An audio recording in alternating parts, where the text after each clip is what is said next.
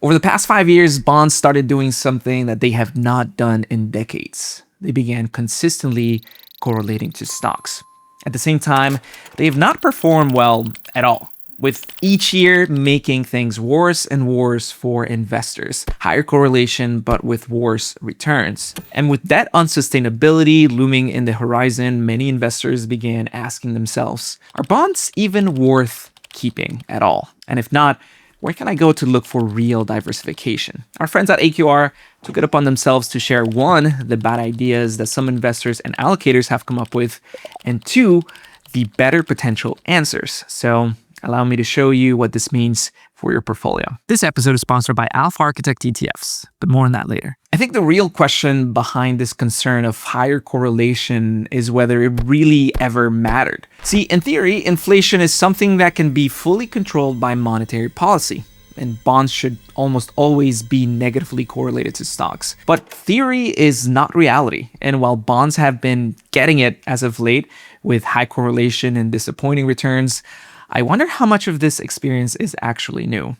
So I did what anyone else would do, and I ran the numbers. Thankfully, we have 100 years of data almost to the date that we can use to look at what a 100-year 60-40 portfolio of stocks and bonds has done compared to one, what it has done against more recent times, and two, against a 60-40 portfolio that utilizes 60% stocks and 40% cash. Comparing these portfolios, I think, will allow us to see how effective the 60-40 portfolio has been at doing what investors wanted to do. So let's put this to the test. First, by looking at history, we can see that US stocks have experienced volatility of a bit over 18% annualized, while bonds have delivered roughly 5.5%. So far, so good. Now, on to the big boy. The traditional 60-40 portfolio has displayed a volatility of 11.13% historically. So, is that any good? I know this might feel like a random number thrown onto the screen, but really what we're trying to find out here is if there's any diversification benefit to bonds. So one quick test we can run is to use the weighted average volatility of the 60-40 portfolio and compare those to the realized volatility. If bonds were to truly diversify stocks, then the realized vol would be lower than the ex-ante weighted average volatility. And if you're curious, the weighted average vol is 13.22% versus 11.13% for the historical vol reading. So if you do the math, the 60-40 portfolio has delivered roughly 16% less volatility than a naive weighted average volatility reading would predict. Great.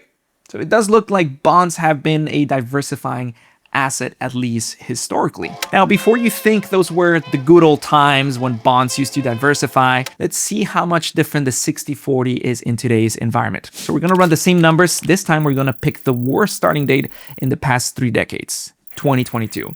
Right when our friends at AQR found correlations went positive. Since 2022, bond volatility has picked up with a reading of 6.68% versus a historical 5.51%. And stock volatility actually went down with a reading of 16.73% versus a historical 18.35. Now, for the big dog, the 60-40 has experienced a volatility of 10.95%. which maybe surprisingly is not that different from its historical reading of 11.13%. If you do the math, this volatility reading is roughly 14% lower than our naive weighted average would predict, which is slightly lower than our historical 16%. But yes, the diversification benefits seem to be more muted today, but they're not that different from their historical average. Okay, but surely a 60-40 bond portfolio is leagues ahead of what could be earned if one were to invest that 40% in cash, right? Well, here's what the numbers actually have to say. A 60-40 bond portfolio has compounded at roughly 8.55%, while a 60-40 portfolio with the 40% invested in cash instead of bonds has compounded at 7.9%. Now, while that's a bit less than a full percentage point because, yes, the economic benefits of 65 basis points does meaningfully compound over time, especially 100 years, it's not leagues ahead. In fact, when adjusting for volatility, the 60-40 bond portfolio has produced a historical Sharpe ratio of 0.56, while the 60-40 cash portfolio has produced a historical Sharpe of 0.51. These two readings are way too similar. And while bonds do come ahead, it's not a home run per se. So back to our original question. Do bonds actually diversify? In their latest article titled "A Positive Stock-Bond Correlation is a Terrible Reason to Add More Equity Risk to Your Portfolio," Cliff Asness, Dan Villalon, and Antti Almanen make the case that bonds dilute returns more than they diversify stocks. That is because the portfolio returns of a 60-40 are mostly carried by the stock portion of that portfolio. According to the authors, a good or bad year for stocks almost always tells you whether it's a good or bad year for the portfolio.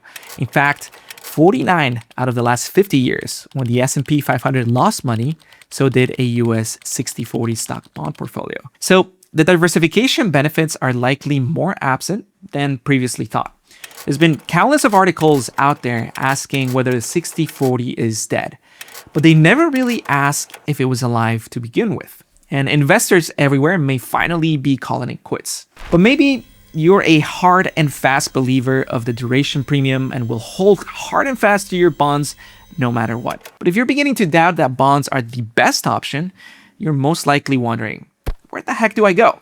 Gold, options income, cash? In the article, the authors present 3 alternatives that are popular in our current timeline: private credit, buffer products, and yes, crypto. So let's see what they have to say in case you're thinking of replacing bonds with any of these 3 alternatives. First, let's use simple, friendly metrics, namely correlations and beta, to see if these 3 assets truly diversify, at least historically. By the way, beta here is a measure of sensitivity to the returns of stocks. So a beta of 0.5 would predict a 50 basis points move when the market returns 1%, and a beta of 2 would predict a 2% move when the same occurs. As you can see, none of these are particularly diversifying to stocks, with the most uncorrelated asset, which is Bitcoin, having heck a beta to US stocks.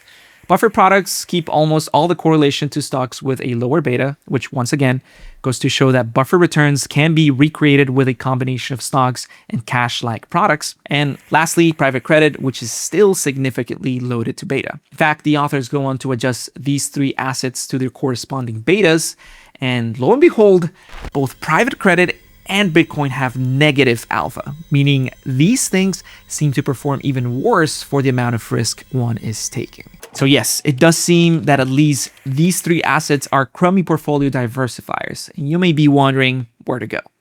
Here are 2 answers from the authors, but before going over them, I wanted to introduce today's video sponsor for us. Our lineup of ETFs seek to deliver high conviction, highly differentiated strategies for investors and advisors. If you'd like to know more about our offerings, head to funds.alphaarchitect.com.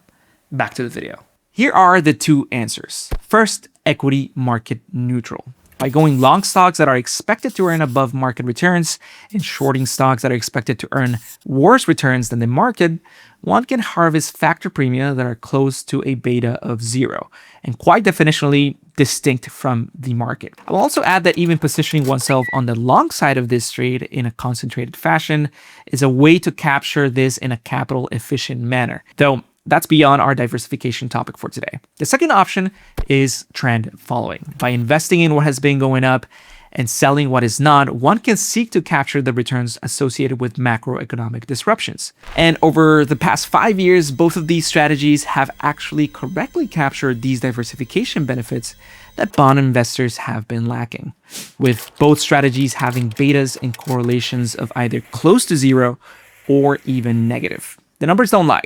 I think investors looking for true diversification need to look at factors and trends as possible candidates, and, if I may be so bold, even at assets that can respond to fast market crashes with similar correlation and beta characteristics. Now, I know it seems that I made a video just to bash bonds.